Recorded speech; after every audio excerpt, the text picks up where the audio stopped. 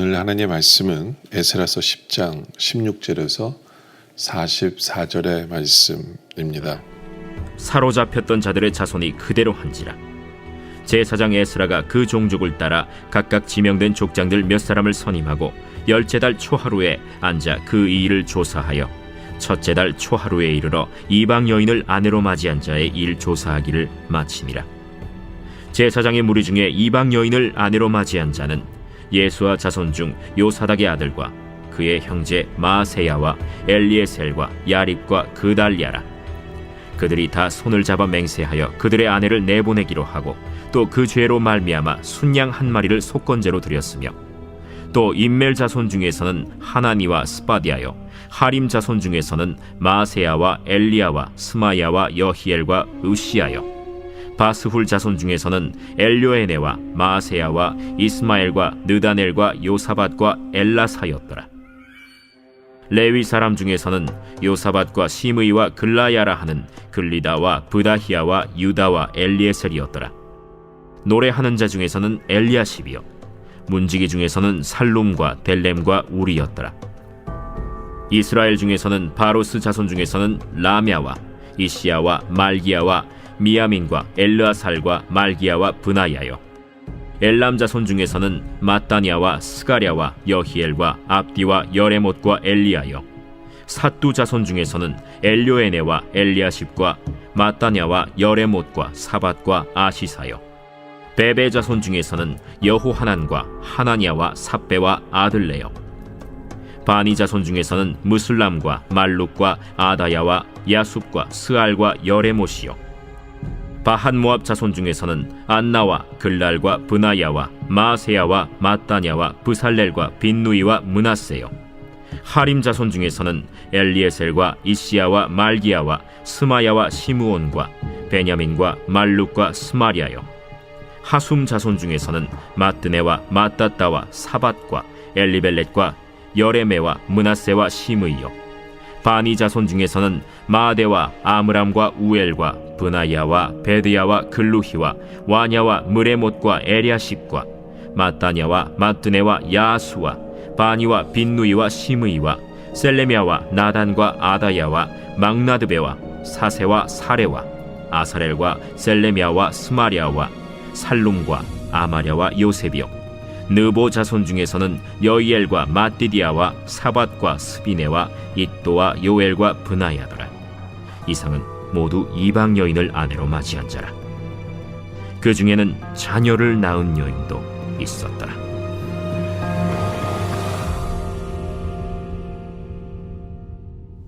(16절에) 보면 사로잡혔던 자들의 자손이 그대로 한지라 라고 얘기합니다. 뭘 그대로 했느냐? 에스라가 이제 성전을 개혁하기 위해서 한 가지 명령을 내리죠. 사람들에게 요구를 합니다. 그게 뭐냐 하면 이방인과 결혼한 사람들은 그 이방인 아내를 떠나보내라는 거죠. 자녀도 떠나보내라 라고 얘기합니다. 그러니까 뭐 우리말로 하면 이혼하라는 거예요. 이혼하고 자녀도 떠나보내라 라고 이야기를 하는 거거든요. 근데 그게 말이 될까라는 생각을 해보죠. 그렇죠? 뭐 아무리 구약이래지만 신약에 와서는 이방 사람과 결혼을 했다 그러면, 그러니까 믿지 않는 사람과 결혼을 했다 하면 이혼하지 말라고 써 있거든요. 네, 이혼하지 말아라. 그리고 오히려 그를 섬겨서 그가 크리스찬이 되도록 하라라고 이야기를 합니다. 근데 왜 이렇게까지 하는 걸까요? 왜 이렇게까지 하는 걸까? 근데 몇 가지 의문점이 있긴 있어요. 1차 포로기한부터 굉장히 긴 시간 동안 2차 포로기한 60년 동안이거든요. 네. 그리고 굉장히 많은 사람들이 이제 60년이 넘도록 사는 거잖아요. 근데 여기 나온 리스트가 보면 100 몇 명밖에 안 돼요. 이방인과 결혼한 사람이, 그리고 이방인의 아내를 내쫓으려는 사람들이 몇 명 안 돼요. 예. 그렇다면 여기서 말하는 이방 여인과 결혼한 거는 어떤 다른 뜻을 갖고 있다라고 볼 수 있어요. 그러니까 무슨 얘기냐면, 그러니까 첫 번째 결혼을 이방 여인과 한 사람은 해당이 되지 않는다라고 볼 수 있어요. 오히려 유대인의 아내를 첫 아내를 두고 첩을 둔 거죠. 첩을 이방인으로 둔 사람들에게 하는 얘기다라고 볼 수 있어요. 그러면 자녀까지 내쫓는 것도 이해가 되죠. 뭐 아브라함 같은 경우 보면 첩과 그 사라가 같이 살다가 결국에는 첩을 내보내죠. 그렇죠? 내보낼 때 어떻게 합니까? 자식도 내보내죠. 뭐 현대로 말하면 더 이해되기가 쉬워요. 현대로 보면. 그렇죠? 내가 아내가 있는데 애가 있어요. 예. 근데 바람을 피워서 첩이 되는데 애가 낳았어요.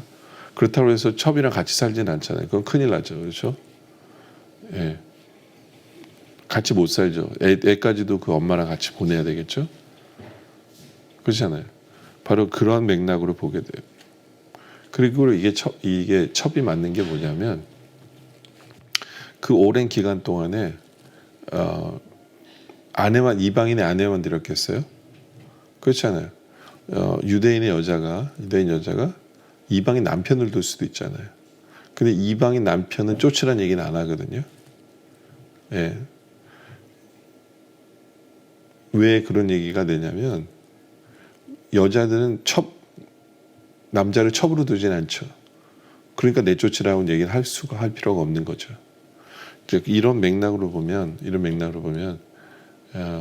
이방인의 첩을 둔 사람을 내쫓으라고 보면 맞다라고 볼 수 있어요. 그런데 여기서 중요한 것은 뭐냐면, 에스라는 죄악을 뿌리 뽑고 싶어서 이 얘기를 하는 거예요. 죄악을 뿌리 뽑고 싶어서. 그 때문에 죄악을 뿌리 뽑기 위해서 우리가 아까 읽었던 16절에 보면 그대로 한지라, 이게 필요해요. 내가 이해되지 않아도, 어떻게 보면 내가 이해가 되지 않아요. 생이별이잖아요. 어떻게 보면 이해가 되지 않아도 하나님 말씀 앞에서 그대로 하는 것, 그게 죄를 뿌리 뽑는 방법이에요. 죄를 뿌리 뽑는 방법이 바로 여기에 있다라는 거죠.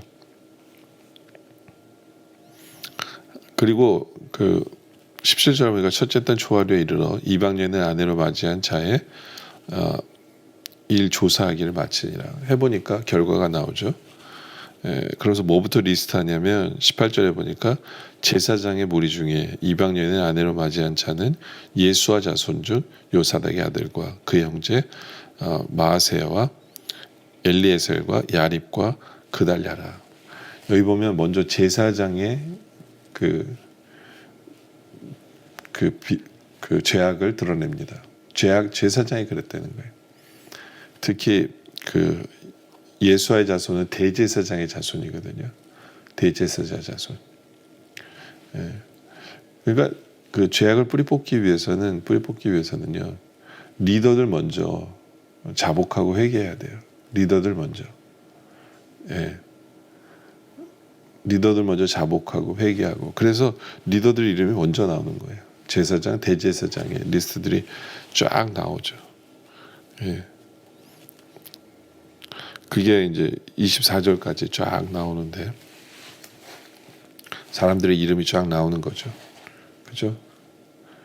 그러니까 항상 리더가 본을 보여야 되는 거예요. 리더가 먼저 본을 보일 때 죄악의 뿌리를 뽑을 수 있다. 가정에서도 마찬가지예요. 부모가 먼저 본을 보여야 되죠. 예. 그리고 부모가 먼저 회개할 것은 회개해야 돼요. 자녀들 앞에서 회개할 것은 회개할 때, 그럴 때 죄악의 뿌리는 뽑히는 거다라는 거죠. 나는 변화되지 않으면서 애들한테만 잔소리한다고 변화되는 것은 절대로 아니다라는 거예요. 예. 그리고 25절에 보면 또 이스라엘 중에서는 바로스의 자손 중에서는 라마와 이시야와 말기야와 미야민과 엘르아살과 말기야와 분하냐, 이제 일반 백성으로 쭉 가죠. 이름들이 쫙 나와요. 이름들이 나와요. 근데 이 솔직히 창피한 리스트거든요. 창피한 리스트예요. 뭐 우리말로 하면 처불둔 사람들의 리스트거든요. 그것도 이방인의 처불둔 사람들의 리스트가 쫙 나오는 거예요. 창피한 거예요. 그럼에도 불구하고 성경은 이 사람들의 이름을 다 써놓죠. 이 사람들의 이름을 다 써놔요.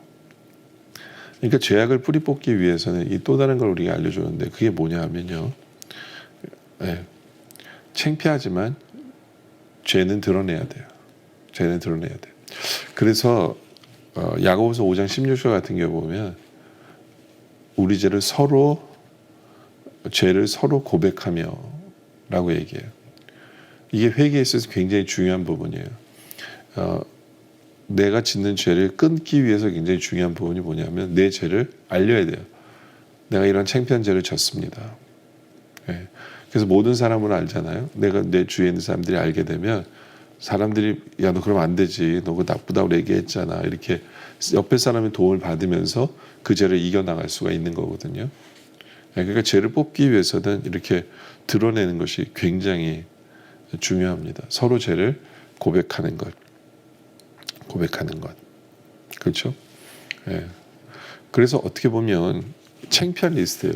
제사장이, 대제사장의 후손들이 첩을 두고, 그렇죠?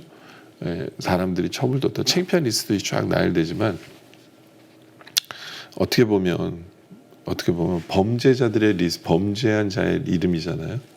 근데 여기에 나온 이름들은 회개한 사람들이 되거든요. 결국엔 에스라의 말대로 첩을 버리고 자녀를 내쫓으죠.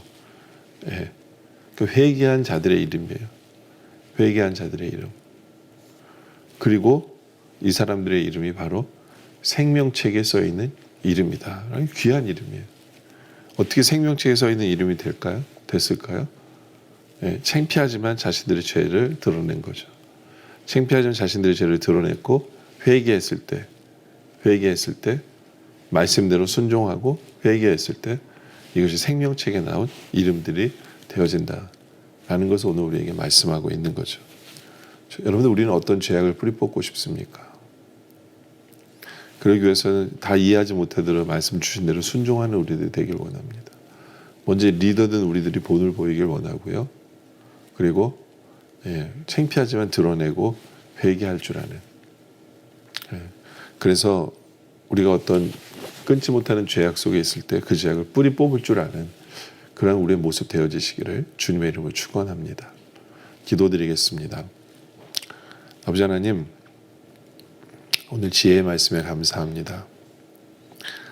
하나님이 싫어하시는 뿌리 뽑아야 될 죄악을 이제는 내가 이해하지 못하더라도 말씀에 순종함으로 뿌리 뽑게 하여 주시옵소서. 부모로서 먼저 본이 되는 삶을 살아가는 우리들이 되어질 수 있도록 주님 인도하시고, 창피하지만 서로 죄를 고백하고 죄를 드러냄으로 말미암아 서로의 도움을 받아 죄를 끊을 줄 아는 우리의 모습 되게 하여 주시옵소서. 바로 이 용기가 우리를 회개케 하고 우리를 변화되게 하고 생명책에 기록된 이름이라는 것을 기억하면서 아버지 하나님, 창피하지만 회개할 것은 드러내고 회개함으로 진정한 변화된 삶, 하나님께 칭찬받는 삶을 살아가는 우리 모두가 되게 하여 주시옵소서. 오늘 말씀에 감사드립니다. 계속된 기도 속에 주님 함께하여 주시옵소서. 예수님의 이름으로 기도드립니다. 아멘.